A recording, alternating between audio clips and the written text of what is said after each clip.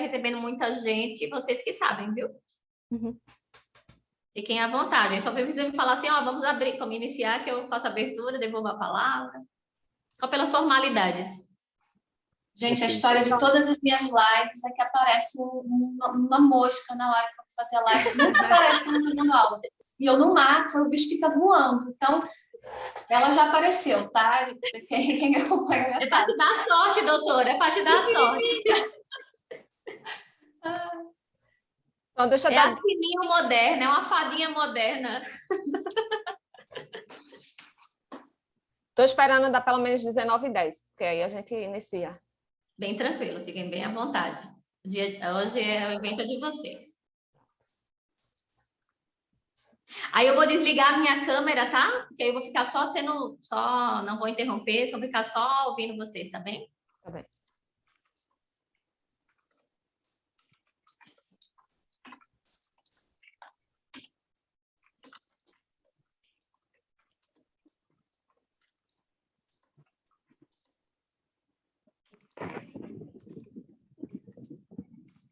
Eu não sei vocês, mas eu só estou visualizando nós 4 aqui, né? Tem. Também estou visualizando nós 4. Eu acredito que como vai ser uma roda de diálogo, talvez, não sei se vai ficar depois só as 3 telinhas e só vocês, não sei como é que o Carlos vai colocar lá. Porque se vai ficar, tipo, quem estiver falando, ficar a imagem, como fica às vezes, né? Uhum. Não sei como é que vai ficar esse detalhe. Mas acredito que seja assim, porque como a gente está aqui vendo, eu acho que fica mostrando primeiro na tela maior que está gravando quem está falando, eu acredito.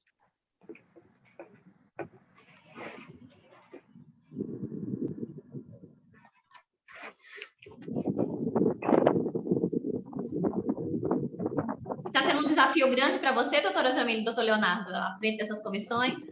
Bastante.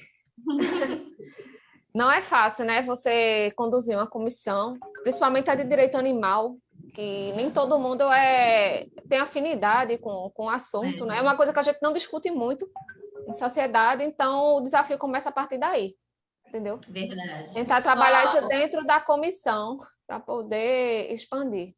Tem algumas pessoas me mandando mensagem no WhatsApp dizendo que está pedindo autorização para entrar. Eu acho que você tem que mandar um link, né? Porque eu acho que é 100 pessoas, né, que podem entrar no Zoom. Se você tiver o link, não sei como é. Aqui eu não recebi nenhuma. Tanto o doutor Jamile quanto o doutor Leonardo estão podendo ter acesso, né, a entrar. Porque ela está falando, o doutor Evelyn está falando que entrou no seu Zap, né? Isso, falando no particular, acho que eles não têm o link, né? Eu tenho um número, eu tenho um número da reunião. Se a pessoa já tiver o Zoom instalado, ela pode ingressar na reunião com o número. Eu acho que só quem pode autorizar a entrada é Carlos. Não, eu acredito que você, como a gente tem o link, aí vocês estão, aí vai Agora, fulaninho vai pedir, aí vocês podem, tanto o doutor Jamile como o doutor Leonardo, aceitar. Exato. Eles me mandaram um print aqui, aguardando pelo anfitrião para iniciar esta reunião. Mas então ele para sair e entrar de novo. Apareceu para vocês? Não apareceu para cá. Não, está aparecendo para mim não.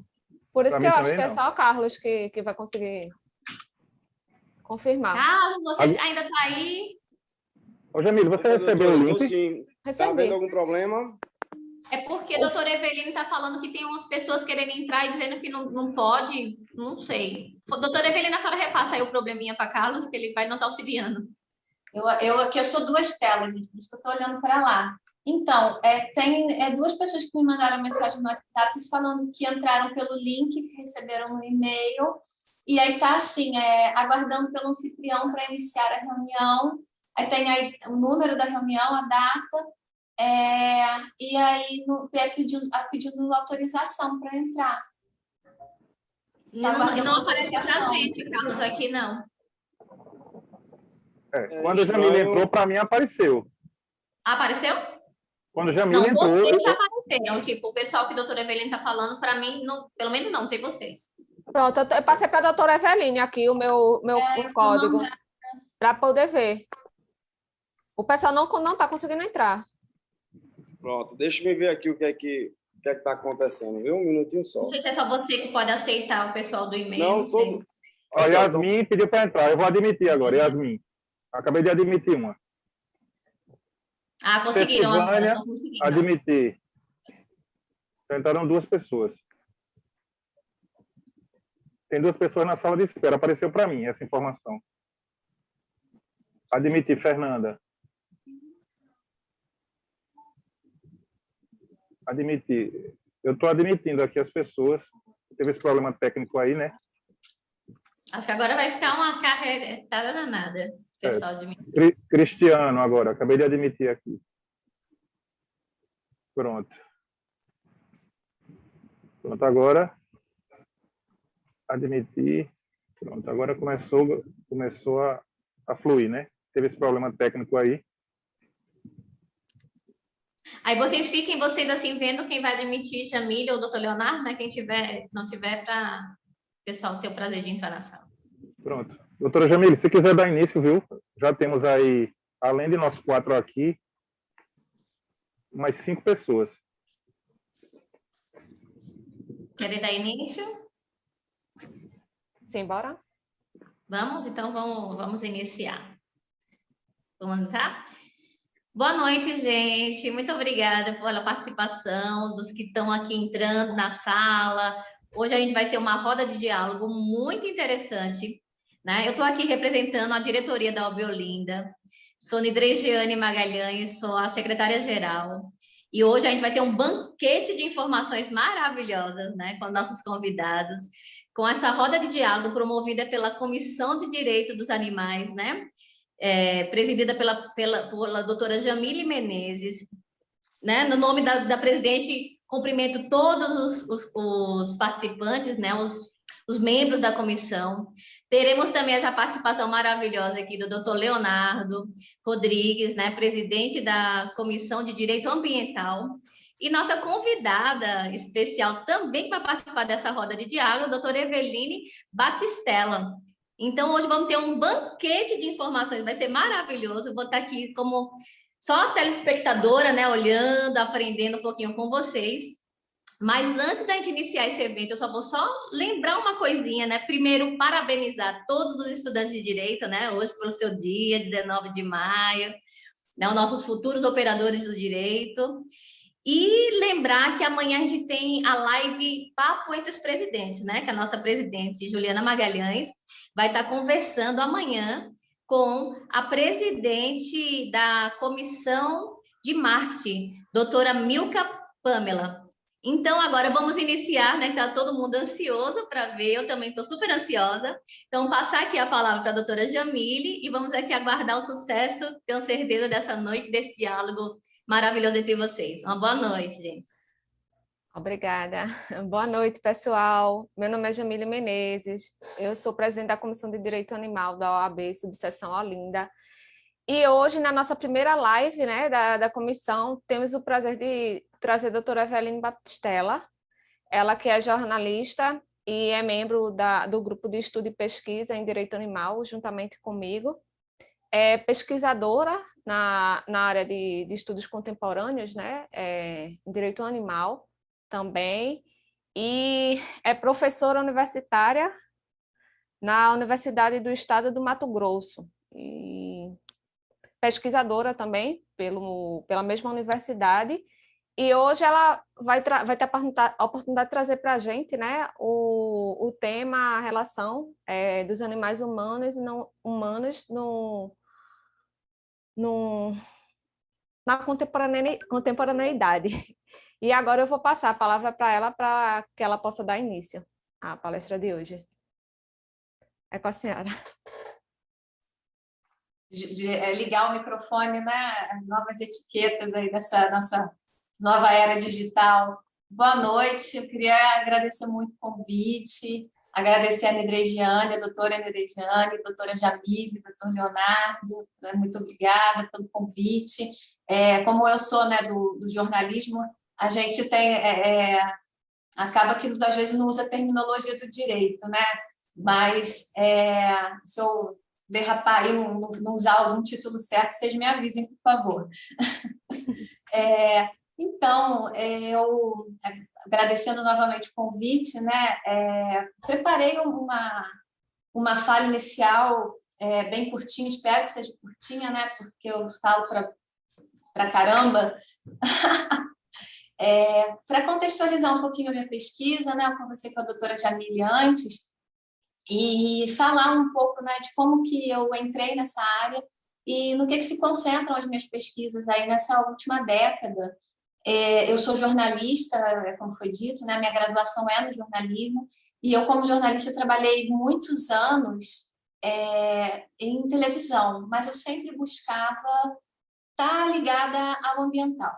Então, eu fiz muitas pautas, muitas reportagens ligadas à questão ambiental. Eu buscava estar botando sempre esse tema nos telejornais que eu era editora. E que a minha vida foi caminhando, né?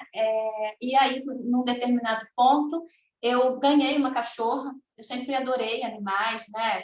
Sempre gostei muito, sempre tive muito conectada com a questão ambiental. E aí eu ganhei uma cachorra, Meg, que me deixou ano passado. E quando eu ganhei essa cachorra, ela estava muito doente. Ela estava com doença de carrapato em estágio avançado, avançadíssimo.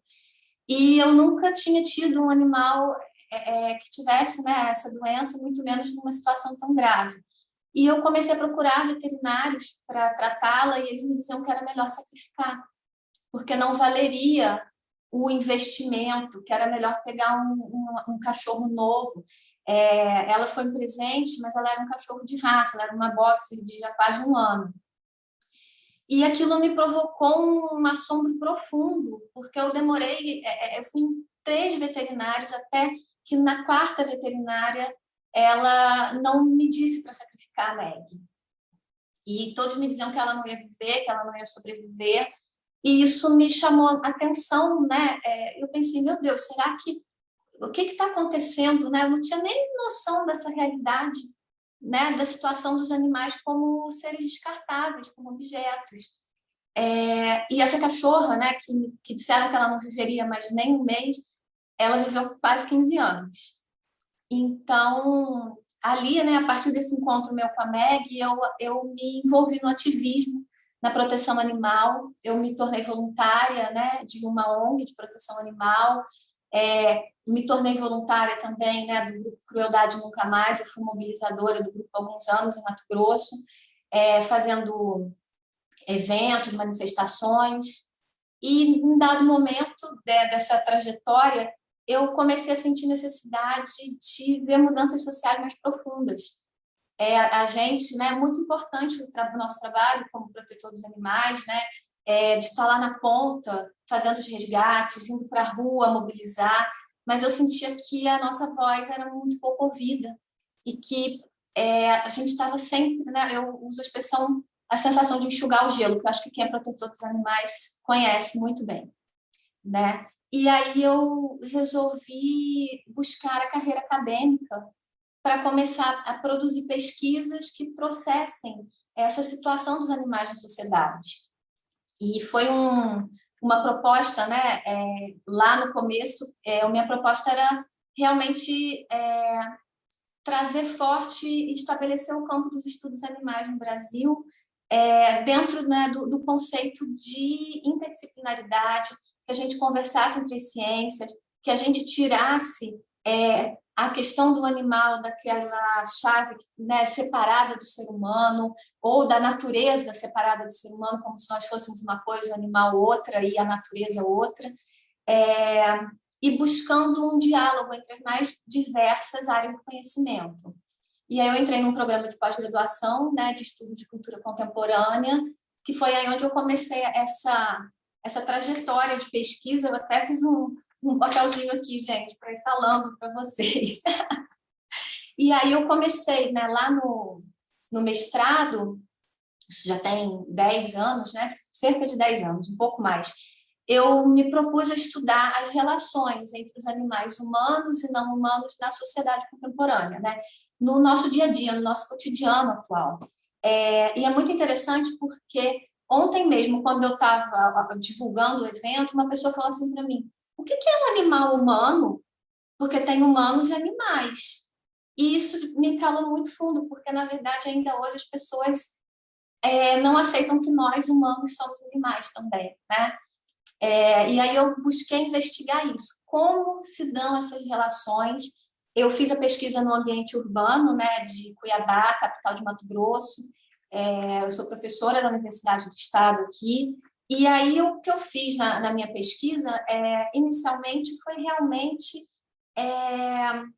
olhar para a cidade. Eu saí pela cidade, eu fui falando com pessoas, né, um trabalho etnográfico, para ver onde estavam os animais na cidade e como se davam essas relações com os outros animais, os seres humanos.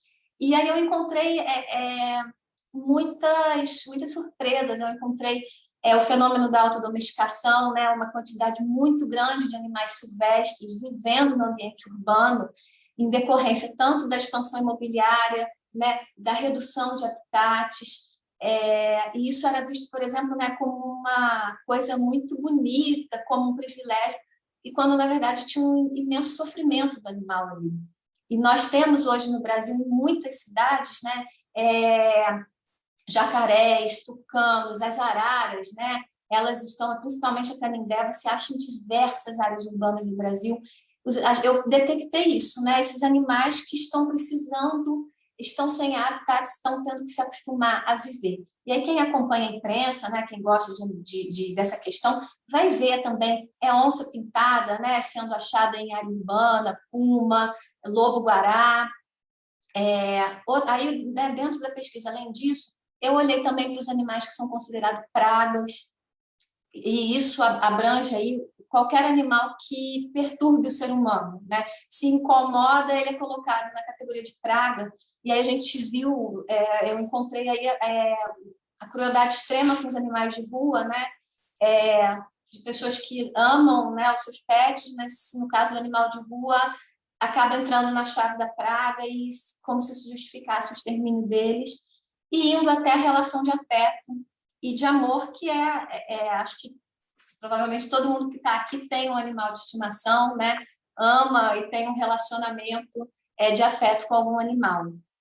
E aí eu busquei, né, olhar para tudo isso para tentar entender o que nos leva a proteger um animal ou a advogar que os animais têm direito. E porque, para muitos, existe uma sensibilidade muito grande em relação a esse tema, enquanto para uma outra parcela da sociedade, esse tema não tem nenhum tipo de ressonância. E olhando profundamente, né, para os próprios protetores de animais, eu vi que existe uma dualidade muito grande entre razão e emoção. E o que eu percebi é que o que move as pessoas a proteger os animais é o afeto, é a emoção.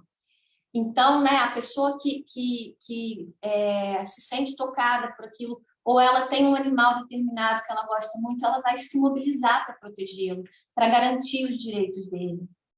E aí isso pode ser a porta de entrada, né? Amar um cachorro e decidir defender os animais de rua pode ser a porta de entrada, por exemplo, como a gente vê, né, lá no grupo de estudos e pesquisa dos direitos dos animais, para proteger outros animais como os bovinos, os equinos, em práticas cruéis que são consideradas esportes, ou animais que são explorados no entretenimento. Mas, por outro lado, apesar do sentimento ser um motor muito importante, na sociedade é preciso ainda do discurso da ciência para validar isso. Então, nós todos sabemos que os nossos animais têm inteligência, que eles têm subjetividade, que eles têm emoções, que eles querem viver. E isso, né, lá desde o mais pequenininho, cheguem perto de uma lagartixa e vocês vão ver se ela não vai correr para lutar pela vida dela. Mas se nós não tivermos o discurso do comprovadamente científico, essas vidas perdem valor. E aí os animais que hoje têm uma defesa maior, que têm mais estudos que comprovam, né, eu boto sempre entre aspas, porque muito da consciência dos animais nós vemos no dia a dia, no cotidiano, eles acabam tendo uma maior proteção. Tanto por, né, despertar mais afeto, como por ter um discurso científico mais embasado. E aí essa foi a primeira fase da minha pesquisa, né, onde eu olhei para isso, para o amor pelos animais e pela vida nas cidades. E aí, no doutorado, eu voltei meu olhar para os animais silvestres, que apareceram na minha pesquisa de mestrado como fugitivos, refugiados, né, que se encontraram espaços na área urbana, né, para continuar sobrevivendo. E aí eu resolvi olhar para os animais silvestres no seu contexto natural. E a minha pesquisa foi para o Pantanal e eu estudei as relações entre os animais humanos e não humanos no turismo do Pantanal. Eu pesquisei tanto a representação dos animais bandeira do Pantanal, a onça, a ariranha, o jacaré, o tuiuiu. Na mídia, eu estudei os documentários onde eles aparecem, estudei a representação deles na publicidade e depois eu fui para campo fazer etnografia com os turistas e os animais. E aí eu estava até comentando antes de começar, né? Eu terminei essa pesquisa em julho de 2021, não, julho de 2020, gente. A gente fica perdido em casa mais de um ano. Em julho de 2020, e eu identifiquei, né, uma valorização muito grande, né, desses animais, esses animais silvestres que se deixam observar, que deixam o turista se aproximar, porque o contexto do Pantanal é bem único, de você ter uma proximidade bem grande dessas espécies. E esses animais passam a ser vistos quase como receber uma afetividade muito grande, e o turista chega até a compará-los a animais de estimação. Mas, ao mesmo tempo, a gente vê um problema muito grande em como a mídia representa esses animais e como as pessoas interpretam isso. Porque a gente acaba, os programas que mostram os animais muito perto, que mostram os apresentadores segurando o animal, abraçando o animal, alimentando o animal, passam um exemplo muito negativo para a sociedade, que passa a procurar atividades turísticas que são cruéis com os animais. Então, né, o meu trabalho terminou com um alerta muito grande para a necessidade da mídia rever como ela vai representar as relações entre os animais humanos e não humanos nesse contexto do turismo. Porque aí nós acabamos vendo turistas que pagam, por exemplo, para... eu vou dar exemplos mundiais, que aí todo mundo conhece, né? Pagam para nadar com determinado cetáceo, e aí eles acabam sofrendo ferimentos, tendo brigas porque eles recebem isca para estar fazendo aquilo. Como a gente viu, tamanduá-bandeira, que fica amarrado, preso, para que o turista tire foto. Isso aí eu falo que é nacional, porque saiu na National Geographic e rodou o mundo todo. Então, a mídia precisa repensar a maneira como demonstra essas relações para que exista, sim, turismo, né, de observação de vida selvagem, mas que ele não seja cruel. E aí, né, no final dessa trajetória, já era julho, né, do ano passado, nós já estávamos vivendo os incêndios no Pantanal, que queimaram 30% do bioma. E aí eu já tinha avisado para os organizadores que talvez eu me emocionasse nessa hora. Tudo que eu vi, né, aqueles animais, aqueles lugares, aquelas pessoas, aqueles humanos, de repente foi tomado por uma catástrofe ambiental. E aí, nesse momento, o que a gente está estudando muito mais aprofundadamente é a representação dos animais nos incêndios, como a mídia noticiou os incêndios do Pantanal e como os discursos que estão sendo feitos agora podem afetar positivamente ou negativamente os esforços para a recuperação do Pantanal, porque nós já identificamos que a mídia tem falado muito que o Pantanal está se recuperando sozinho. A mídia tem falado muito no renascimento da vida no Pantanal e batido muito no discurso que a gente chama de resiliência. Só que, apesar de nos trazer imagens bonitas e de a gente ver que a vida está buscando se restabelecer, isso pode ter um efeito muito adverso a médio prazo, porque isso leva as pessoas a acharem que o meio ambiente se recupera de qualquer agressão sozinho. E a gente não vê esse discurso em relação à Amazônia. E aí a gente vê que tem uma mobilização mundial muito grande para a proteção da Amazônia. E o Pantanal, pelo contrário, a gente está vendo um discurso de que o Pantanal já ressurgiu, de que o Pantanal já rebrotou. E isso, né, na verdade, a gente ainda está em andamento, com vários problemas, a seca. A perspectiva é que esse ano nós vamos ter outra seca no Pantanal. E a gente busca na pesquisa identificar isso e fazer esse alerta, né?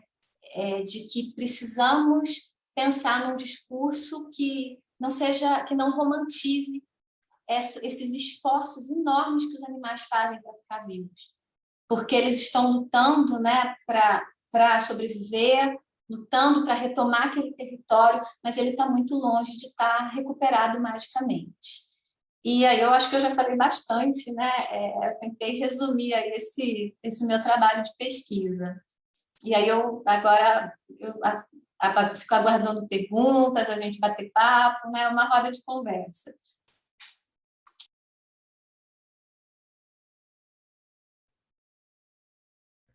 Eu quero aproveitar, né, o momento para fazer a divulgação do livro que a doutora Eveline escreveu, justamente tratando sobre o tema de hoje, dessa roda de diálogos, né, que é a relação dos animais humanos e não humanos na sociedade contemporânea, aqui, ó. Caso alguém se interesse, ainda não comecei a leitura, pois recebi essa semana, mas isso. Já indico aí, para quem gosta da causa animal e tem interesse em ver, né, ter uma visão multidisciplinar do que é o direito animal, como a doutora Eveline bem explanou aí. E deixo aberto agora para os participantes, caso queiram fazer algumas perguntas, para que possamos iniciar também com as nossas. Deixa eu aproveitar aí o ensejo, que as palavras aí de doutora Eveline, primeiro para dizer que os fatos narrados por ela aí foram fatos que muita gente deve ter acompanhado, né? Tá sem som, doutor. Tá sem som.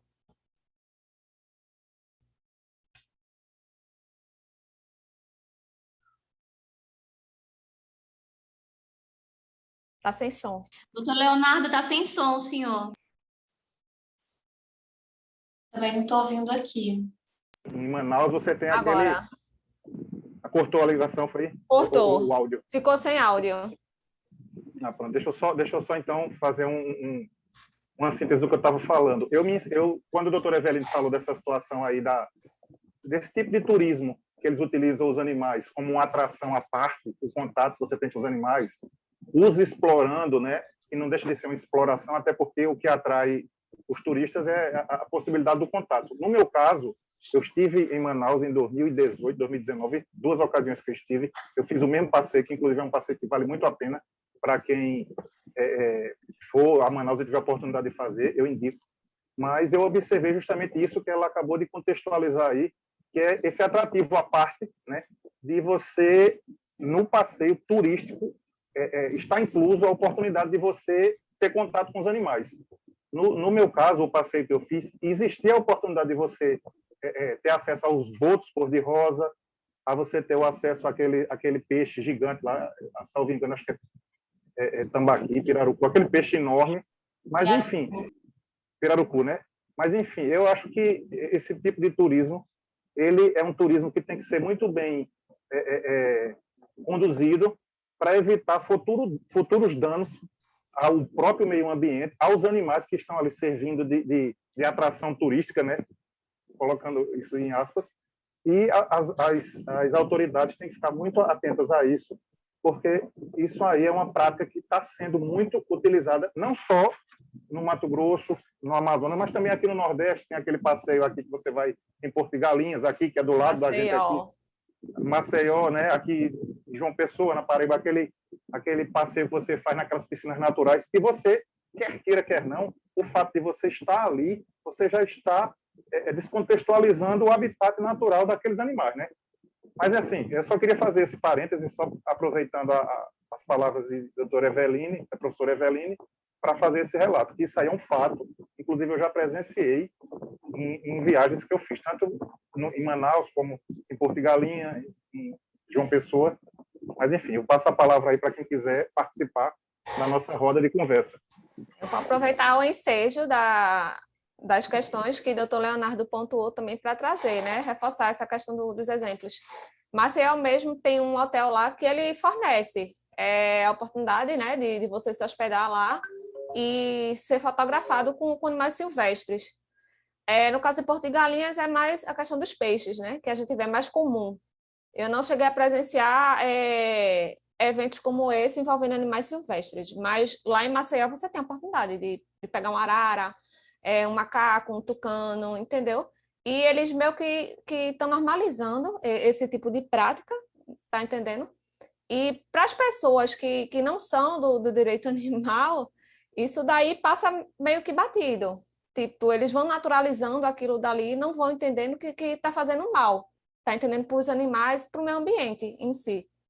E não só essa questão de usar os animais para assim, diversão humana, né? Eu vou botar também o caso do latino, não sei se vocês lembram na época, que é a questão da criação de animais silvestres, que a gente sabe que é crime, né? Que não pode. A época ele adotou um macaco, acho que chegou a comprar esse macaco, era o saguinho, eu acho, e ficou um tempo cuidando desse animal até que ele veio a ser atropelado dentro do condomínio dele por um vizinho, tá entendendo? E é outra prática também que, se a gente não tiver cuidado, não se policiar, vai acabar se naturalizando também, entendeu? Aqui onde eu moro é muito comum as pessoas pegarem sagui, que tem bastante aqui, que eu moro perto de uma mata, e o pessoal pega para criar e acha aquilo normal, acha que não está fazendo nada demais, entendeu? É só para o puro prazer ali, para a pura satisfação pessoal. Infelizmente, essa é a realidade. E em relação também, né, à questão das leis, enquanto a gente não tiver uma lei mais efetiva em relação a essa criminalização, essa prática vai continuar se perpetrando, entendeu? Até porque a gente sabe que a mudança legislativa que veio do ano passado para cá, com a lei sanção, ela só envolve cães e gatos, justamente trazendo aquela visão especista, né? É como se a gente desse mais valor a pet e o direito só existe para cão e gato e esquece de que outras espécies também merecem essa proteção e esse olhar, né, mais sensibilizado. Era isso que eu queria deixar registrado. Doutora? Na verdade, né, a gente vive essa hierarquia na prática justamente pela questão do afeto. As pessoas vão para a rua, elas brigam muito mais por causa de cães e gatos, porque elas têm em casa e aí elas direcionam a afetividade, né, para o espectro político. A gente sabe do caso do Yorkshire, da enfermeira, que foi ali um ponto de virada na cultura brasileira, né? Eu acho que quem é mais jovem talvez não se lembre, de uma enfermeira, né, no começo da década passada, que foi filmada espancando o Yorkshire da família e jogou o cachorro pela janela, o animal morreu. Isso provocou uma comoção nacional imensa e começou a haver aí um entendimento dos grupos políticos que animais de estimação também são ativos políticos. E muitas mudanças na lei, isso também é um trabalho de pesquisa que eu fiz, né? Elas são movimentadas pelo interesse realmente de votos e dos grupos humanos dizendo eu voto pelos animais. E aí é possível que a gente veja, né? Eu acho que a gente está vendo muitas pressões agora com a questão da vaquejada, a lei, né, da lista PET, de transformar animais silvestres em PET, quanto mais pressão há da sociedade, mais a gente vai ver essas hierarquias se rompendo, mas elas ainda existem, são muito fortes. E muitas pessoas, né, que não admitem o sofrimento de determinados animais, às vezes até se divertem com coisas que são sofrimento para outros animais. E aí tem muito a ver com o que vocês falaram da percepção. Para quem é da área, para quem se interessa, está muito claro. Eu participei de várias atividades de turismo que envolvem sofrimento dos animais no Brasil inteiro para minha pesquisa de doutorado. Não foi nada agradável. E aí, o meu olhar era muito diferente dos outros. Inclusive pela minha experiência de vida, por exemplo, de ter convivido com araras em liberdade, ter sido amigas de araras selvagens que eram livres e vinham me ver todo dia e depois iam embora. E ver araras que são manipuladas para tirar foto. E é um comportamento completamente diferente, são animais apáticos, o tempo todo recebendo alimento, né? Alguns, outros até parece que são sedados mesmo, e para se transformarem no que a gente chama de foto-troféu. porque a pessoa, né, ao ver um determinado caso na mídia, ao ver algum youtuber, algum influencer, né, fazendo aquelas fotos, ela vai querer fazer igual. E aí ali ninguém percebe a gravidade do que está acontecendo, né, o sofrimento do animal. E aí é em vários lugares no mundo todo. A gente tem um caso de exemplo de alguns anos atrás, que foi o caso daquela atriz, aquela moça ruiva, gente, me fugiu o nome dela, atriz Marina Rui Barbosa. A Marina Rui Barbosa viajou para a Tailândia e foi para um santuário de elefantes. E ela postou fotos, falou maravilhas do santuário no Instagram. Aquilo imediatamente virou objeto de desejo de milhões de pessoas, né? Essa menina tem seguidores, né? Acho que até no mundo todo, porque ela é uma it girl, ela tem, né, um apelo muito grande midiático. E aí os protetores, né, as pessoas que se interessam pela causa, nas próprias fotos que ela postou, falaram assim: olha, aqui atrás tem um instrumento que eles usam para ferir o elefante, para ele fazer o que você está dizendo, que é porque ele faz de livre e espontânea vontade. Mas ela mesma foi, ouviu um discurso bonito e aquilo se tornou romantizado, né? Então é a questão da percepção. E também abre porta para o tráfico, porque a pessoa depois, né, quer ter um animal silvestre domesticado em casa, sem levar em conta milhares de fatores, como o fato, né, de que esses animais precisam de um determinado hábitat, de uma determinada quantidade de território. Quem viu o documentário lá, do Tiger King, que a gente tem, né, ainda aqui no Brasil, alguns lugares em que tem pessoas que têm esses animais aí em condições que é como se fosse de estimação, grandes felinos.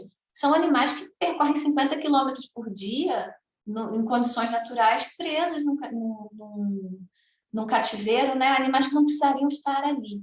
Porque eu entendo que nos santuários, aqueles animais estão ali para fugir de uma vida de exploração, ou porque, né, tem algum problema físico que não podem voltar para a natureza. Agora, animais plenamente saudáveis, de repente, né, você falou dos saguis, né, doutora Jamile? Quantos casos eu já vi aqui em Mato Grosso de macacos acorrentados no pescoço, né, por famílias que consideram, que amam aquele animal, que acham que é um animal de estimação e não percebem o sofrimento que está ali, né, até muito visível. Aqui, não só em relação aos saguis, eu mencionei porque é muito comum ver isso aqui perto, mas também tem a questão, a gente tem um zoológico aqui, o zoológico dos irmãos, e uma época, há muito tempo atrás, isso acho que em 2012, eu fui lá conhecer, que eu até então nunca tinha ido para um zoológico, justamente porque eu renego, né, essa questão de manter um animal enclausurado, e me deparei com a cena assim, horrível. Era um tubarão, provavelmente eles devem ter resgatado de algum lugar que o pessoal caça tubarão aqui para criar em casa, enquanto está filhote, né? E esse tubarão vivia dentro de um aquário que mal cabia, ele não conseguia se movimentar. Então, provavelmente ele acabou morrendo nesse local. Uma época até esse aquário estourou com o animal dentro. E eu lembro que foi um problema danado, envolvendo o Ministério Público, tudo, para ver o que é que faria com ele. Mas no fim da situação, da história, né, ele acabou continuando lá no zoológico, porque até pela falta de, como é que eu digo, perdeu a convivência com o habitat. Então seria muito difícil realocá-lo no mar novamente. Certamente ele morreria ali, não sobreviveria, né, por essa falta aí. E acabou que deu nisso. Então, assim, era um local totalmente inadequado, minúsculo, e também para a espécie, e ficava ali à disposição, a gente pagava um valor para ver, ficava à disposição, o pessoal entrava, achava lindo, maravilhoso, mas deixava de olhar para a questão do bem-estar animal. Não queria saber se ele estava sofrendo ali, se o espaço era pequeno, entendeu? Se ele poderia se movimentar ou não. Então, assim, faltou essa mobilização nesse sentido. E até porque aqui a gente não vê também em relação a esses animais, vê em relação a golfinhos, né? Tem golfinhos, tem focas, tem outros animais aquáticos que a gente consegue encontrar locais para realocá-los, mas no caso do tubarão, não. E isso para mim foi bem marcante, entendeu? Não só dele, como de leões também, que a gente vê lá, onças. É um local totalmente inadequado. Eu sou contra a forma que eles levam, né, caminham com esse projeto de zoológico e deveria ser uma coisa repensada aqui. E, infelizmente, somos bem ultrapassados nesse sentido. Ô, Jamile, só aproveitando aí, como você tocou no tema, eu tomei conhecimento que o estado aqui de Pernambuco ele está direcionando esse zoológico que a gente tem aqui na região metropolitana do Recife, aqui em Dois Irmãos, para as espécies nativas aqui da nossa região, entendeu? Eles vão focar nos animais da Mata Atlântica e alguns animais aqui de Caatinga, de sertão, que são o habitat mais próximo da realidade deles. Inclusive, eu não sei se você tomou conhecimento agora há pouco, aqui tinha urso, aquele urso pardo, que me parece que ele foi realocado para um zoológico ou um santuário, acho que em Curitiba, ou foi em Goiás, eu não sei exatamente o local. Mas me parece, eu não tenho certeza, isso eu vi alguma reportagem aqui em algum desses telejornais locais, que o Estado ele está direcionando essa situação, graças a Deus, né, para ele focar nesse zoológico só os animais aqui da nossa fauna e fauna local aqui da nossa Mata Atlântica, né, que é o que a gente está inserido aqui em Recife, Olinda, e alguns animais aqui de sertão, né, uma onça, aquela onça parda da Caatinga, eles estão tentando manter justamente para evitar isso. Me parece que até o leão que tinha aqui, que já tinha mais de 20 anos, 25 anos, né, ele faleceu, não foi? Isso. Mas hoje é isso. O que é lamentável, só para eu concluir, o que é lamentável é que o Estado ele mantém uma instituição dessa sem as devidas condições de manter os animais, né? Tanto na situação do habitat, que não tem, como você relatou aí, do tubarão, e fica aquela situação de penúria, né? E quem sofre são os animais, né? Que é o único lugar que tem gente inocente é no zoológico, né? Isso. Gente que eu digo, os não humanos, né, Eveline? Para você ter uma ideia, a gente tem uma praça aqui muito famosa, que é a Praça do Derby, que a gente chama. E há muitos anos atrás, acho que mais de 20 anos, existia um aquário público aberto, né, ao ar livre, e o pessoal criava um peixe-boi ali, entendeu? Eu sei disso através de Gorete, que na época é uma protetora muito antiga daqui do estado de Pernambuco, né, foi vereadora no município de Recife, até ano passado. Então, foi uma das pessoas que batalhou aí para poder retirar esse animal, porque ele ficava exposto ali, qualquer pessoa chegava, alimentava, fazia o que queria, e o Estado meio que ignorou a situação dele, até que finalmente ele conseguiu, depois de muitos anos, mais de 15 anos, né, de sofrimento, de maus tratos, ser removido, entendeu? Para um local fechado. Mas, mesmo que fosse para esse zoológico aí, a situação, o contexto em si não iria mudar, entendeu? Porque, como eu disse, muitos animais encontram-se ainda em condições ali eu enxergo como maus tratos, né? Porque o espaço não é adequado. Aquários pequenos, piscinas também pequenas, entendeu? Até a questão da estrutura, a gente sabe que cada animal, como a doutora bem explanou no começo, né? Precisa de um espaço específico ali, e não é isso que a gente observa. E outra coisa que a gente também não sente é uma disposição por parte do poder público para mudar, né, esse cenário, entendeu? Os animais não são como é que se diz? Uma prioridade, entendeu? A questão do animal como entretenimento, ela, agora que está começando a passar por uma revisão, né, eu identifiquei isso muito forte depois daquela baleia que matou a treinadora no SeaWorld.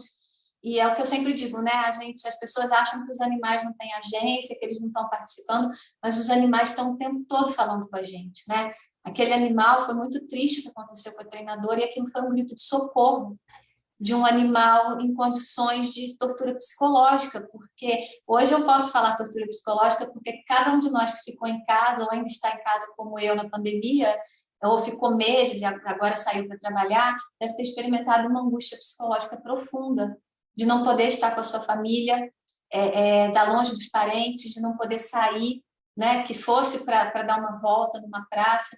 Então, esses animais sofrem essa angústia que a gente sofreu aí, né? Eu ainda estou no isolamento, né? Não vejo ninguém da minha família desde o ano passado, Então, assim, esses animais experimentam a mesma angústia que a gente experimenta nesse isolamento. E aí a gente vê que pensar os animais como entretenimento é uma questão urgente, porque claro que eles podem ser atores do turismo. O Pantanal tem exemplos excelentes disso, né? Inclusive o caso da onça pintada. Nós temos aí uma geração de onças pintadas que aprendeu com os pais a tolerar os barcos de turistas. Então, quando o barco de turista se aproxima, a onça não foge. E essas onças estão garantindo um novo status para a espécie.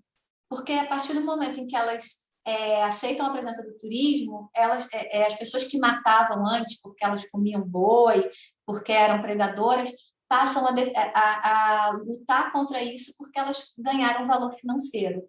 É o ideal? Não, de maneira nenhuma, porque eu queria que cada onça pudesse viver exclusivamente pelo direito da vida dela. Mas essas onças que estão trabalhando efetivamente no turismo, né, elas estão conquistando um espaço para que talvez no futuro a vida da onça seja respeitada pelo seu valor intrínseco e não apenas pelo valor econômico. Mas claro que atrás tem uma história de sofrimento, porque a primeira geração de onças que foi habituada aos seres humanos foi por meio da ceva, né? Pescadores davam comida para esses animais, davam peixe para eles se aproximarem. E eu gosto sempre de trazer o exemplo da onça, porque é um exemplo que é positivo no contexto do turismo, né? Especialmente lá na região onde eu estudei, porque numa prática de maus tratos, e, ao mesmo tempo, ele nos traz questões profundas para a gente pensar sobre essa alimentação dos animais para atrair, né, um ativo. Em outros lugares eu vi a comida sendo dada, né, de maneira até que comprometia a saúde do animal. Então, nós temos que pensar modelos. Eu sempre digo, nós queremos conviver com os animais, nós queremos viver com eles. Isso seria muito triste um mundo onde nós não pudéssemos partilhar da vida com eles. Pelo menos para mim seria insuportável. Mas nós temos que pensar modelos onde eles sejam respeitados. E aí o turismo ele tem um papel pedagógico muito grande, mas ele também esconde todas essas práticas que ainda precisam ser revistas, né? O entretenimento, né? O interesse humano não pode sobressair sobre isso. E eu encontrei também, né, no Pantanal alguns casos problemáticos, né, de animais que recebiam comida e acabavam sendo machucados, né, depois que se habituavam aos seres humanos. Eu tive um caso para mim que foi muito forte, né, de uma ariranha que foi morta. Ela recebia comida, ela subia nos barcos. Eu recebi o relato de que ela teria sido morta numa dessas interações que as pessoas se assustaram. Então, é um problema muito dramático, né? Por um lado, tem a questão positiva, mas isso tem que ser muito bem regulamentado. O caso dos botos em Manaus, existe todo um esforço já de muitos anos para regulamentar. E a gente sabe que tem blitz de vez em quando que encontram problemas, mas já chegou a ter situações de ter mais de 100 pessoas na água, né? Hoje eu acredito que esteja bem melhor, mas é fruto de regulamentação, de alguém olhar e falar assim, isso não pode ser bom para esses animais. E eles têm direitos também. Eu estou vendo aqui se tem alguma pergunta.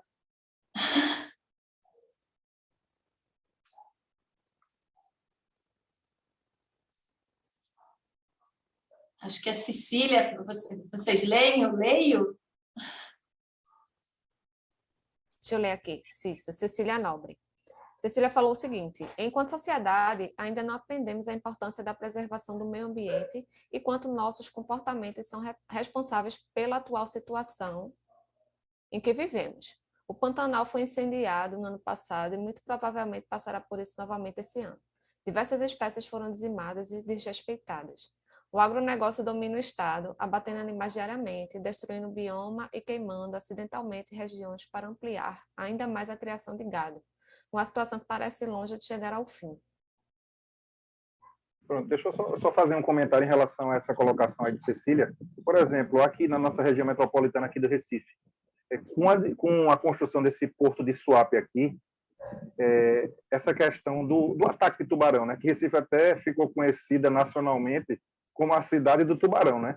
O que é que a gente pode constatar diante dessa expansão desse porto de Suape? Conforme o porto foi crescendo, evoluindo, os estuários ali de reprodução do tubarão e algumas espécies deve ter sido destruído. Os tubarões migraram mais para a área metropolitana. Consequentemente, essa questão dos ataques de tubarão vem sendo uma quase que constante aqui, né?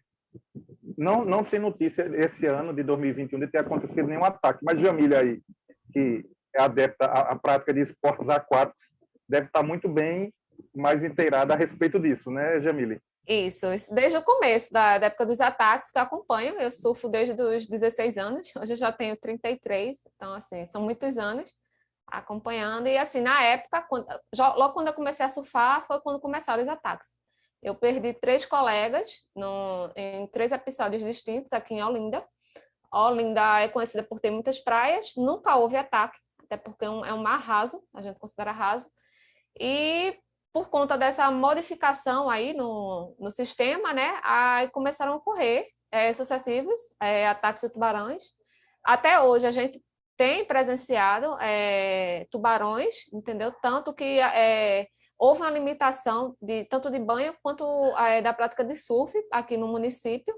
Eu mesmo, para surfar, eu tenho que me deslocar para as praias do sul, que é Porto de Galinhas, Enseada dos Corais, Itapuã, porque lá ainda é liberada essa prática, entendeu?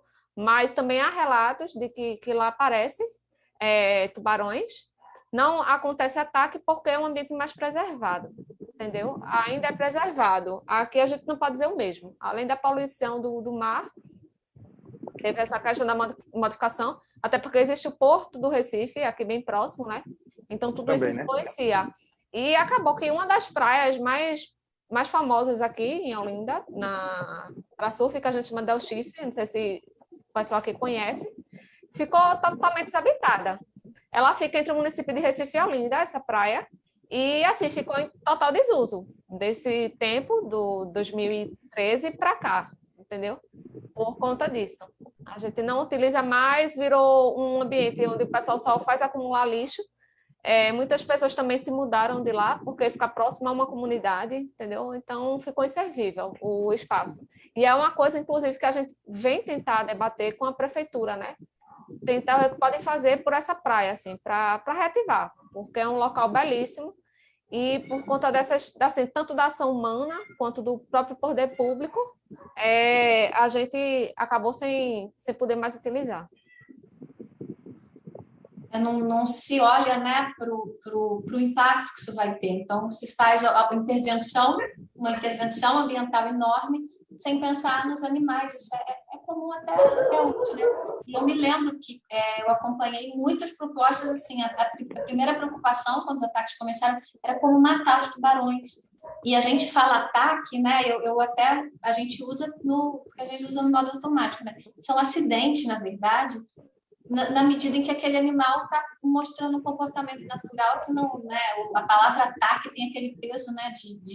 E o tubarão é um animal tão demonizado pela mídia, já de décadas, né? De filmes que tratam o tubarão, inclusive, né? Como um animal malvado, né?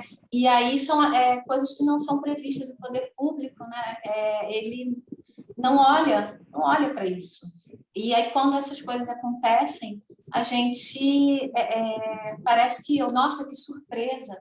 Ou então, né, o animal que foi agressivo, quando, na verdade, se houvesse um olhar mais cuidadoso, né, muitas dessas coisas seriam evitáveis.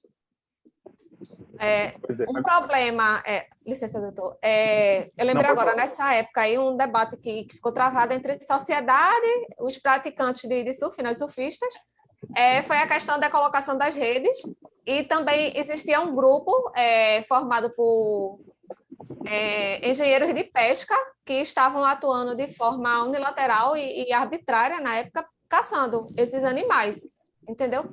justamente assim, pensando só no bem-estar de quem pratica o esporte, mas em nenhum momento estavam pensando do lado do animal, entendeu? E também como é que pode ser, no dano que aquilo ali causaria ao ecossistema em si. E eu falo sempre, sabe, nós precisamos olhar para os animais pelo que eles realmente são. Eu, inclusive, nem uso o termo sem ciência mais, porque eu acho que ele é especista. Eu falo consciência animal, porque consciência também, só é uma maneira diferente de estar no mundo experimentado, no mundo da nossa, mas ela está lá.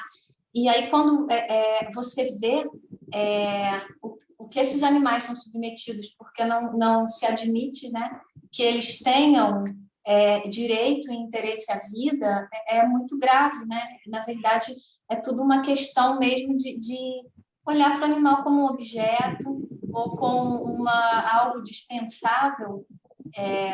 E aí, o que imagina você caçar, né? Vamos matar, que resolve, quando é um desequilíbrio muito maior. E eu sempre falo da inteligência, da capacidade de adaptação dos animais, até pegando o gancho do que a Cecília falou, pelas onças do Pantanal, gente, porque é fantástico. Quando eu fui para o Pantanal, a minha grande preocupação era: estamos num país onde a caça existe uma pressão enorme todos os dias para que ela seja liberada. E nós temos onças que deixam os barcos chegarem muito perto delas. A gente chega a ficar a 20 metros da onça na barranca do Rio. E minha grande pergunta era: esses animais correm o risco de ser mortos por caçadores porque eles estão habituados a seres humanos e eles aceitam a proximidade dos seres humanos? E essa foi o grande fio condutor da minha pesquisa. E a inteligência desses animais é tão fantástica que elas identificam o barulho do barco. Quando o barco não está cheio de pessoas, quando é um barco com uma, duas pessoas, elas saem, elas não ficam. Então, né, elas sabem identificar o quê? O que é um barco de turista? Qual é o tipo do barco que não representa perigo para ela? E mais do que isso, em outras situações em que há encontros de humanos com onças, elas identificam, por exemplo, humano a cavalo com caça, um caçador, e elas vão embora. E quantas vezes as pessoas acham que esses animais não sabem coisa nenhuma, têm uma capacidade limitada de compreensão, e isso é uma estratégia de sobrevivência sofisticadíssima, porque elas aprenderam o quê? Esse grupo de humanos que me tolera me garante uma proteção relativa. E elas identificam os grupos que são risco para elas. E os nossos gestores, né, isso precisa ser levado para eles, né, para entender isso numa dimensão muito maior. Até porque essa crise que a gente está vivendo ambiental, ela é fruto da nossa falta de respeito com as outras formas de vida. A pandemia é uma crise ambiental. Por mais que, né, não se tenham certezas absolutas, mas a gente sabe que todas essas grandes epidemias virais que aconteceram, né, lá na AIDS, elas vêm de avanços sobre áreas verdes, de matança de animais silvestres. A lição, né, ela está não é nem a lição, né, o ensinamento está ali, mas a gente não está aprendendo. E eu espero que o Pantanal que não fique em vão tudo isso e que a gente não venha ter outros incêndios e a gente acabe perdendo 60%, 70% do Pantanal por um discurso de que está tudo bem e que a natureza se vira sozinha, porque algumas espécies voltaram, animais que morreram aos milhares, né, que estavam passando fome, muitos só sobreviveram porque seres humanos iam lá e botavam comida para eles, eles não tinham nem água. Na época, né, da mobilização, a gente, né, que estava mobilizado tinha até dinheiro para comprar carro-pipa, mas não conseguia o carro-pipa, de tanto que estava faltando água. Então, é uma questão gigantesca, né? E que a gente precisa olhar para ela com seriedade, sabe? Para além, é muito bonito ver um tuiuiu voltando para o ninho, é muito bonito ver que as onças estão reaparecendo, mas a gente não pode esquecer que elas estão aparecendo com mais frequência porque elas estão pressionadas, uma parte enorme do habitat delas foi queimado. Outra coisa também que essa pandemia mostrou para a gente, né, é essa questão da convivência com os animais em si. logo no início da pandemia, o que mais se postava eram os animais, ocupando, de fato, a cidade, né? A gente, por conta dessa visão antropocêntrica que quer dominar tudo, né? O ser humano domina tudo, é o dono de tudo, acaba esquecendo dessa parte também, de equilibrar. Da mesma forma que a gente tem o direito de habitar, os animais também têm. Então, falta essa convivência harmônica entre ser humano e animal, entendeu? Dentro do contexto da cidade. E só aproveitando aqui para pegar uma fala de Luiz Felipe aqui nos comentários, que ele diz o seguinte, que os ursos dos irmãos, que é o zoológico, apresentavam movimentos repetitivos, provavelmente por consequência do estresse, e a interpretação das pessoas era que eles estavam dançando. Aí ele diz que ele mesmo só foi descobrir a causa real desses movimentos quando adulto. Que para ele, o modelo comercial de zoológico não beneficia o bem-estar animal, no caso, e não permite que determinada espécie viva a sua natureza de forma plena. É utopia demais esperar que esse modelo evolua para algo mais próximo a um santuário? Olha, eu me debrucei sobre isso muito profundamente no meu doutorado, porque eu quis olhar para os zoológicos de uma maneira muito... Neutralidade é impossível, né? Mas com a maior isenção possível, falar assim, e aí, o que é esse modelo? E o que os dois lados, os defensores e os detratores, falam? Existe um meio termo? E o que a gente encontra, né? Isso que você falou, né, do movimento estereotipado, realmente, isso é uma expressão máxima da angústia do animal, que o ser humano interpreta como algo fofinho, algo engraçadinho, acha legal. Eu notei muito na minha pesquisa que as pessoas buscam trocar um olhar com o animal, encostar no animal, elas querem ter um laço afetivo com o Estou animal. tentando desativar a aula aqui. Boa noite. Silvânia está com o microfone Desculpa, ligado. peraí, só um minuto, desculpa. Passou um áudio aqui. Desculpa, gente, na ligação, peraí. Então, e eu olhei para o zoológico, né? O que os defensores falam? Que é um ambiente de educação, onde a criança vai aprender a amar animais, que é um ambiente de preservação, porque vários zoológicos fazem um patrimônio genético. Então, eles guardam material genético para o caso de alguma espécie ser extinta. Do outro lado, e tem até alguns autores que trabalham muito fortemente com a convivência entre humanos e animais em zoológicos. O Eugene Linden é um desses autores. Eu acho o trabalho dele muito interessante. Depois eu até posso passar o nome do livro dele, em que ele fala dos laços de amizade e de afeto entre tratadores e animais. E eu testemunhei isso porque uma das etnografias que eu fiz foi num zoológico, e realmente existe ali um afeto. Mas, do outro lado, a gente entende que está sendo ainda vendido mesmo, um modelo para a sociedade de que é natural você aprisionar alguém para ensinar o respeito, ou que é natural você colocar um animal nessa situação para a gente se divertir e que ele estaria feliz também. Então, o que eu encontrei em muitos especialistas? A ideia do santuário, sim.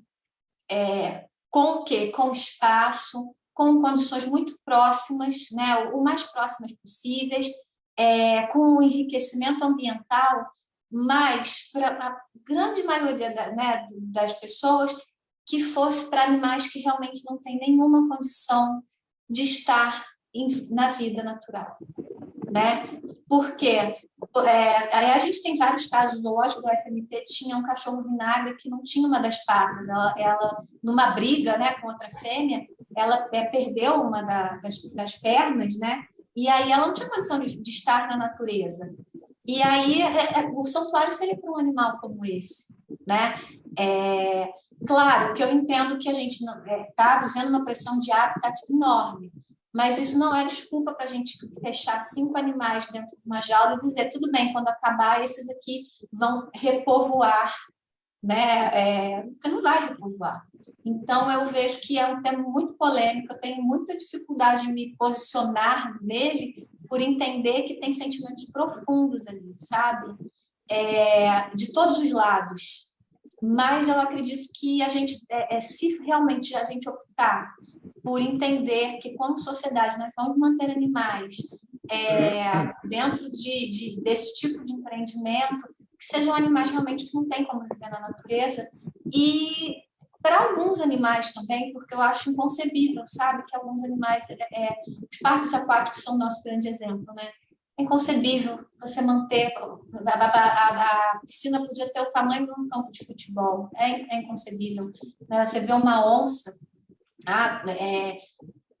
que, né, assim, como eu falei, 50 quilômetros que ela anda por dia, num cercado que às vezes é menor do que a casa de muita gente.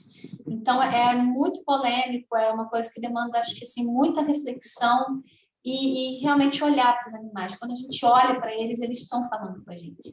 E aí a gente vê, eu que fui em muitos zoológicos, né, a gente vê a apatia, a gente vê a depressão, a gente vê o estresse. Deixa eu ler aqui uma colocação aqui de Demerval Leles. Ele coloca aqui o seguinte: eu estava ouvindo um podcast Vozes do Planeta, e um dos episódios recentes falava sobre as várias possíveis doenças que podem passar para o animal humano com o desmatamento da Amazônia. Como isso faz total parte da nossa crise ambiental, social e sanitária atual. Que tipo de futuro você enxerga, Eveline? Olha, que pergunta, hein? Eu tento ser sempre positiva, Dermeval, e tá difícil ser positivo nos dias atuais, né? Eu me preocupo muito com esse discurso. Eu entendo que ele é um discurso para preservar a Amazônia, que é o seguinte: não destrua a Amazônia porque vai passar doença para os humanos. Mas ele, de alguma maneira, ele tem um tom antropocêntrico quando ele vincula a proteção da Amazônia ao nosso interesse. Será que se não nos passassem doenças, a gente poderia derrubar tudo? A gente sabe que é muito maior do que isso. Eu vejo muitas matérias, eu trabalho, né, com estudos de mídia, em que se fala isso: pode matar esses animais aí, esses pombos, porque eles são ratos de asas. Esses gatos aí estão passando doença. Eu já vi reportagens, inclusive, que dizia que o gato passava doença que era de cachorro, que tinha, não tinha nada a ver. Né? Então, existe uma justificativa aí, né, de botar sempre o interesse humano em cima disso. Né? Se tiver ferido o interesse humano, tudo bem. Aí a gente vai atrás. Mas eu entendo também que é uma estratégia discursiva para quê? Para alertar as pessoas, porque não é todo mundo que vai ter um olhar não antropocêntrico. E aí nós temos que buscar discursos que nos ajudem a buscar, né, a preservação do meio ambiente, porque esse caso da Amazônia, ele está respingando, por exemplo, no Pantanal. A gente está tendo menos chuvas por causa do desmatamento. Eu sempre brinco com os meus alunos que quem viu a série Dark, né, tudo está ligado, tudo está ligado. Né? E aí, como que eu vejo, né, esse futuro? A gente também, Demerval, passa um monte de doença para os animais. Eu encontrei casos de tubarões que foram mortos porque eram explorados em atrações de turismo e pegavam doença das pessoas ficarem passando a mão no tubarão, né, pagavam para passar a mão, e eles pegavam vírus e morriam. Eu encontrei macacos aqui na região, né, de Nobres, que as pessoas dão comida para os macacos e eles pegam herpes e morrem, porque eles não têm defesa nenhuma para a herpes humana. E aí tem um monte de casos como esse. A gente vê, dentro, né, desse panorama dessa crise, eu sinto que a pandemia ela é um alerta enorme sabe, da Terra nos pedindo socorro mesmo. Parece meio místico, né? Mas não é. É realmente nos dizendo: olha, é preciso rever tudo isso. E é difícil te dizer, sabe, que tipo de futuro. Eu sei o futuro que eu gostaria de ver, né? E eu não sei se esse futuro realmente vai se concretizar, porque eu realmente não sei se, na medida em que a gente está explorando, né, o meio ambiente, a gente está reduzindo as chances de vida das outras espécies, se vai dar tempo para recuperar. A pandemia, como eu falei, ela é fruto disso, é fruto do nosso desrespeito pelo nosso entorno, né? Para a gente se considerar superior a todo o restante da criação, e mais do que isso, eu falo isso até, eu sou uma péssima divulgadora do meu livro, né, doutora Jamília, eu nem mostrei ele, mas eu falo isso lá no meu livro, né, a gente, além de achar que é superior a tudo, a gente acha que tem controle, e na verdade a pandemia veio falar assim, como já aconteceu antes, mas agora é muito mais grave, né, veio falar assim, não, vocês acham que vocês têm controle, mas o que vocês estão fazendo tem consequências. E agora a gente, né, tá quase 500 mil mortos só no nosso país. A gente está pagando um preço muito dramático, né? Muito alto por isso. E é muito difícil falar de futuro. Eu estou enrolando aqui, porque eu realmente, nesse momento, até pelo impacto de tudo que eu vi do Pantanal e por uma preocupação muito grande, sabe? De que a história se repita, eu peço muito que a gente tenha um futuro de conscientização, de pais, né, criando filhos animalistas, que a nossa empatia com as outras espécies cresça. Eu fico muito feliz quando eu vejo movimentos sociais, como a gente está vendo aí, pressionando o poder público chega com lei, eu vou fazer uma lei para regulamentar isso aqui, e a sociedade vai lá e fala, não é isso que nós queremos, né? Então, eu quero acreditar que nós vamos ter uma sociedade de empatia, de respeito pelos animais, sabe? A gente abraçando as nossas diferenças. E é o futuro que eu gostaria, né? Mas eu espero que nesse momento está muito dramático, né? Está muito difícil a gente ter esperanças tão altas. Na minha concepção, assim, a gente só vai conseguir alcançar esse desejo de todos aí em relação aos animais através da educação. Entendeu? Enquanto a gente não tiver uma educação voltada para o direito animal e divulgação também, porque estamos muito acostumados assim a combater uma violência doméstica, violência contra seres humanos, no geral, entendeu? Mas a gente não discute, não leva para a sociedade essa discussão envolvendo os animais. Então, é assim, um assunto urgente que demanda realmente esforços, não só da comunidade, mas do próprio poder público, para que a gente possa crescer e ver mudanças significativas dentro do direito animal, entendeu? Pois é, uma das coisas que a gente já tinha até discutido, né, Jamile? Inclusive tentando implementar no âmbito do município de Olinda, era justamente essa questão da conscientização ambiental nas escolas aí primárias, secundárias. Inclusive, Jamile até ficou de ver essa questão.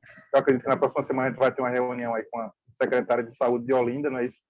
Para tentar implementar, incentivar as crianças desde cedo, desde casa, né? Pelo menos eu sempre aprendi, e quando eu aprendi, na época eu aprendi, não faz muito tempo, eu sou muito novo, eu aprendi que a floresta amazônica era o pulmão do mundo. E a professora Evelina está confirmando isso, que tudo que está sendo explorado no Amazonas está repercutindo no meio ambiente mundial, né? Você vê aí essa questão das chuvas, você vê essa questão desses fenômenos aí, essa questão da seca no Pantanal.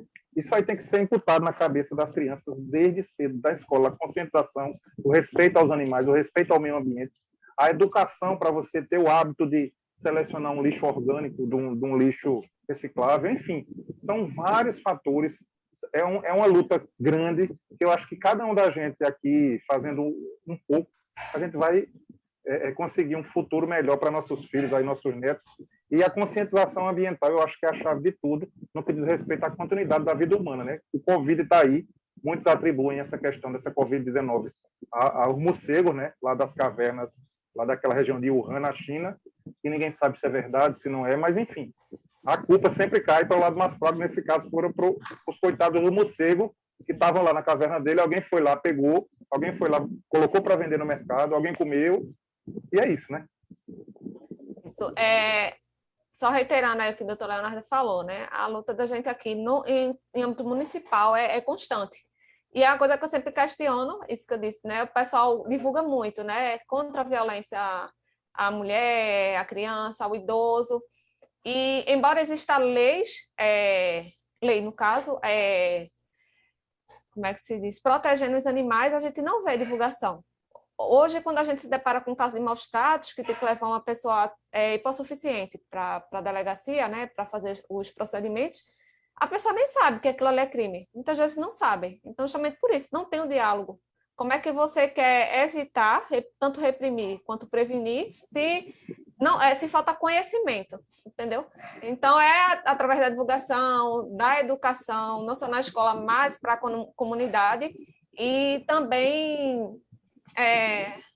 o trabalho presencial que a gente já faz enquanto ativista que vai conseguir mudar, né? Esse contexto que, infelizmente, se arrasta aí por um bom tempo. E eu sei que a mudança ainda vai ser lenta, a gente não vai conseguir de um dia para o outro, mas vamos fazer a nossa parte, entendeu? Da forma que dá. Eu vejo assim, eu que, né, fiz muita palestra em escola com criança, né? É impressionante assim como elas levam isso para casa, sabe? E elas atuam no entorno delas, né? As pessoas dizem que ninguém ouve criança, né?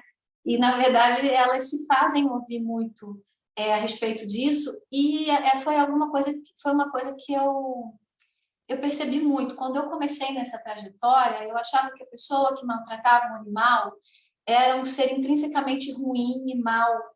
E, na verdade, muitas vezes, né, isso vem...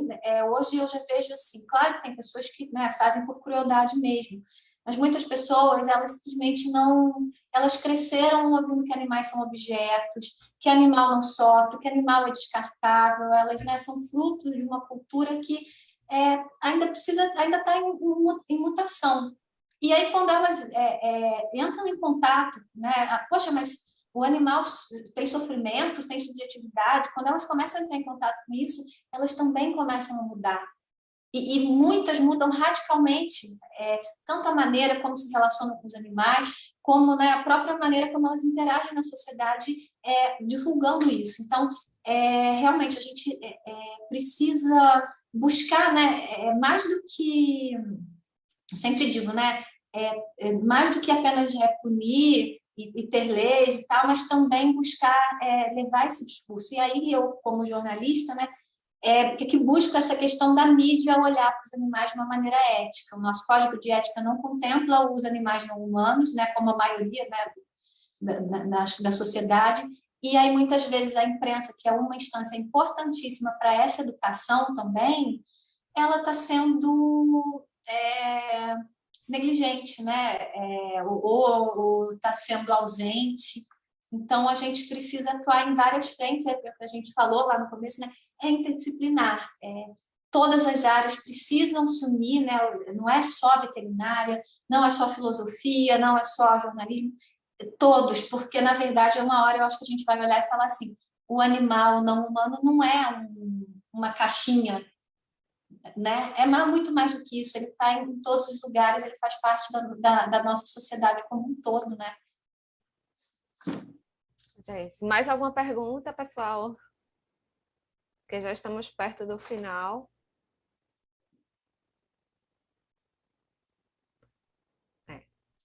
Acredito que não. Eu vi aqui que a Belisa falou, né, que nadou com tubarão-baleia em Cancún.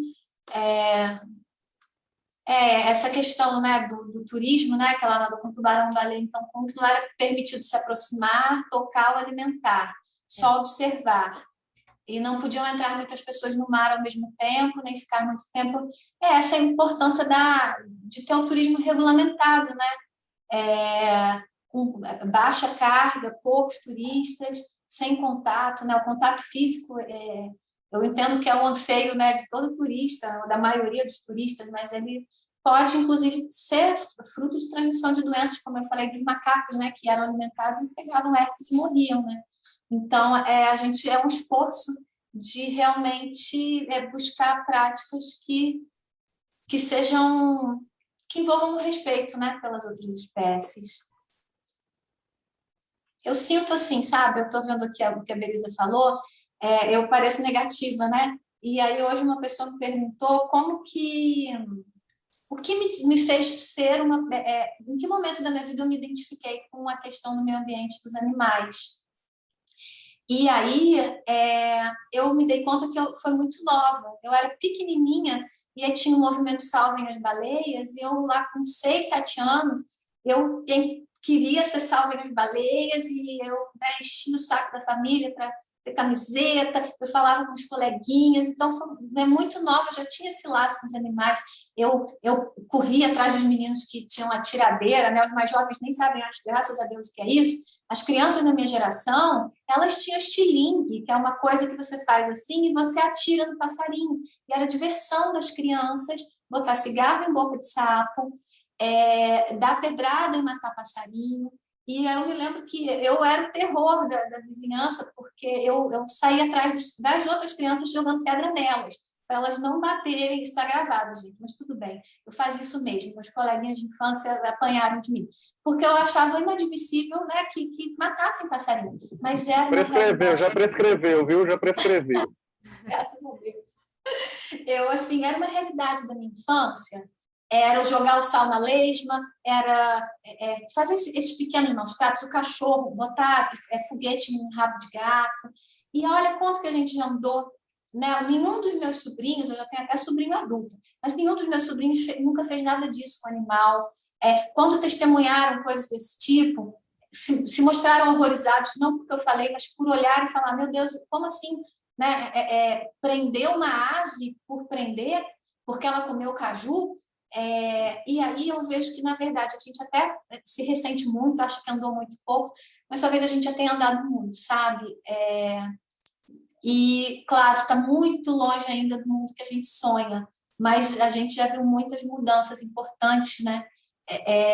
Tanto em termos de reconhecimento, a gente vem aí, né? Quando eu era criança, não se admitia várias coisas, né? Que hoje a gente olha e fala, tem inteligência, tem subjetividade, quer viver. Então, eu acho que a gente não chegou onde a gente quer, mas a gente já caminhou um pedacinho, sim. Pronto. Doutor, mais alguma pergunta? Não, Jamile, eu estou muito satisfeito aí com a explanação da professora Eveline, né? É uma pena que o nosso tempo aqui é curto, é um tema que aí a gente tem assunto aqui para 50 lives aqui, fácil, né? Mas, diante de uma síntese que nós podemos fazer aqui, relatando fatos concretos aqui, situações da vida pessoal da gente, a gente já explanou muito bem aqui a evolução e aonde a gente busca chegar, né? Nessa evolução constante em relação aos animais, ao meio ambiente. Enfim, agradecer aí a professora Eveline, né, a ter aceitado o convite aí de Jamile, em nome da Comissão de Direito do Meio Ambiente da UAB de Olinda. Agradecer a Jamile por ter me convidado aí para compor aqui na condição de moderador essa live, que eu reputo como uma live muito importante. É uma pena que nós não tenhamos tempo para debater mais e mais, e é uma pena ainda que nós estamos debatendo por videoconferência. Isso aí era uma situação que a gente teria que fazer um congresso aqui, organizar um evento, trazer a Eveline aqui para Pernambuco e divulgar isso e levar o maior número de pessoas possível a esse conhecimento que ela nos repassou. Agradecer e parabéns aí pela sua explanação. E parabéns a Jamile pela iniciativa. Doutora Jamile. Das palavras do doutor Leonardo as minhas, né? Reitero. E quem sabe futuramente aí, né? Quando passar essa fase de pandemia, todo mundo conseguir ser vacinado, quem sabe aí, né? Um trabalho junto com a OAB e não consiga trazer o pessoal do direito animal, do grupo do GEPEDA, para poder fazer um evento presencial aqui. Seria interessante. Já fica a proposta, né, doutora Jamile e doutor Leonardo? O convite, professora Eveline. Muito obrigada aí. Pronto, e assim, nós já temos o aval aí da representante aí, da presidente da OAB, viu? Isso é muito importante. E na oportunidade eu gostaria também de agradecer a participação do doutor Leonardo e principalmente a doutora Eveline, né, por ter aceitado esse convite aí, dar início ao nosso projeto de lives, que, como o doutor Leonardo disse, é muito importante. A gente não tem esse trabalho aqui, nem em âmbito municipal, nem estadual. É muito difícil ter um evento voltado para o direito animal. Então, a gente está tentando desconstruir, né, essa questão e trazer realmente conhecimento, de alguma forma, para as pessoas. Tá entendendo? Então, em nome da Comissão de Direito Animal, a gente agradece a presença de doutora Eveline, e espero ver em outras oportunidades, né? Trazendo outros temas para poder fortalecer aqui os eventos da nossa comissão. Eu agradeço muito o convite. Quando eu tiver vacina, podem me chamar, que eu vou super feliz, né? Agradeço a todo mundo que participou, agradeço pelas perguntas. E aí eu acho até que eu vou deixar aqui, né, no chat, tem o meu site, vou deixar meu e-mail também, quem quiser entrar em contato comigo, para a gente conversar mais, né? Super importante, e foi muito legal esse debate, essa oportunidade. E pronto, botei. O e eu livro fico feliz. também. O livro, né? O livro, eu vou botar o nome aqui. Assim, é muito legal que a gente consiga, sabe? Tornar esse assunto um assunto de todas as ciências, de todas as áreas do conhecimento, para a gente realmente, né, de todas as áreas de atuação também, que seja de pesquisadores, do direito, dos protetores, né, que estão na rua fazendo esse trabalho que é tão importante, para a gente, junto, conseguir realmente avançando, né, e avançando enquanto sociedade, numa sociedade mais igualitária para todas as espécies. Estou digitando aqui. Ó, botei aqui o nome do livro também. O livro tem lá tem no Amazon, né? Tem em algumas livrarias virtuais. Esse aqui, gente. Dá para ver melhor. Eu tenho até uma amiga que sempre fala para mim que eu esqueço do livro, gente. Mas ainda bem que eu tenho. Acho que a gente fica um pouquinho nervosa quando faz live, né? Mas eu queria agradecer muito, foi maravilhoso, assim, foi muito enriquecedora. Obrigada de coração. Pois bem, obrigada também, doutora. Pessoal, boa noite e obrigada pela participação de todos. Só reiterando que o link para solicitação do certificado já se encontra disponível aqui nos comentários e estarão disponíveis a partir da segunda-feira da semana que vem. Então, é só vocês aí solicitarem através desse e-mail que a OAB encaminhou. Só reiterando aqui que algumas pessoas entraram posteriormente. Deixa eu copiar e colar.